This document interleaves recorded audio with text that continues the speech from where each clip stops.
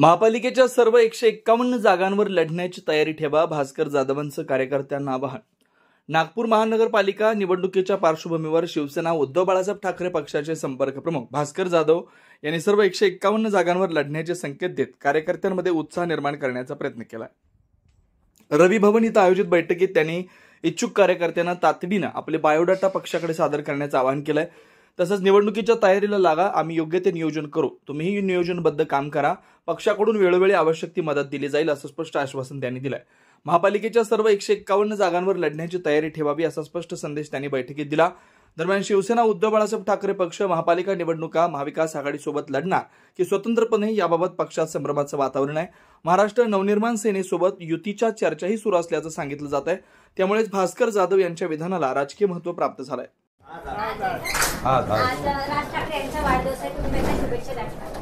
असं आहे की आपल्या महाराष्ट्राची एक उच्च परंपरा आहे। आपला महाराष्ट्र सुसंस्कृत आहे, सुसंस्कारित आहे।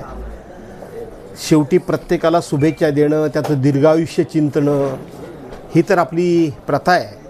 आणि म्हणून आज राजसाहेब ठाकरे यांचा वाढदिवस आहे। त्यांना मी माझ्या वैयक्तिक माझ्यातर्फे, माझ्या कुटुंबातर्फे आणि माझ्या पक्षातर्फे देखील मी त्यांना मनपूर्वक शुभेच्छा देतो, त्यांना दीर्घायुष्य चिंतितो। आणि तुम्ही जे काही सांगितलेलं आहे की आमची वैयक्तिक भांडणापेक्षा महाराष्ट्राचं हित मोठं, आणि ते महाराष्ट्राचं हित मोठं म्हणून तुम्ही दोन भावांनी एकत्र यावं, याकरता राजसाहेबांनी पुढाकार घ्यावा अशा पद्धतीची अपेक्षा देखील करतो। त्याचबरोबर माझे नेते माननीय आदित्यजी ठाकरे यांचा देखील काल वाढदिवस होता। काल परवांच्या दिवशी जे अहमदाबादमध्ये जी दुर्घटना घडली त्याबद्दल आपण सर्वांनी दुःख व्यक्त केलेलंच आहे, शोक व्यक्त केलेलाच आहे, त्यांना आपण श्रद्धांजली अर्पण केलेली आहे।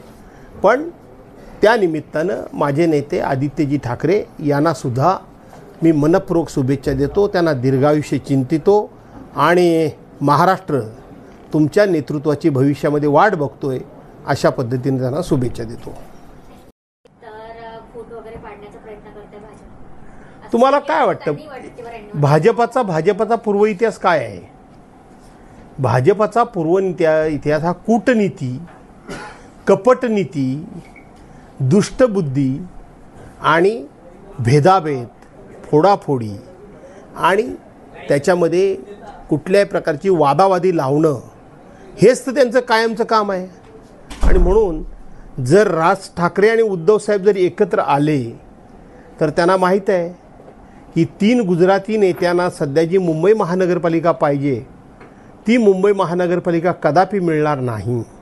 तर मुंबईमध्ये अनेक ताजे सर्वे जे आलेले आहेत त्याच्यामध्ये उद्धवसाहेब ठाकरे आणि राजसाहेब जर एकत्र आले तर 2 भावांच्या युतीला 54% मतं मिळतील अशी चांगले जाणकार सांगतायत।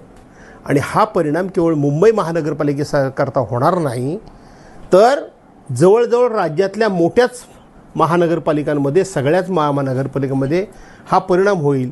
त्यामुळं भाजप हादरलेली आहे आणि म्हणून त्यांच्या कूटनीतीप्रमाणे, कपटनीतीप्रमाणे हे 2 भाऊ एकत्र येऊ नयेत याकरता त्यांचे डावपेच सुरू झालेले आहेत।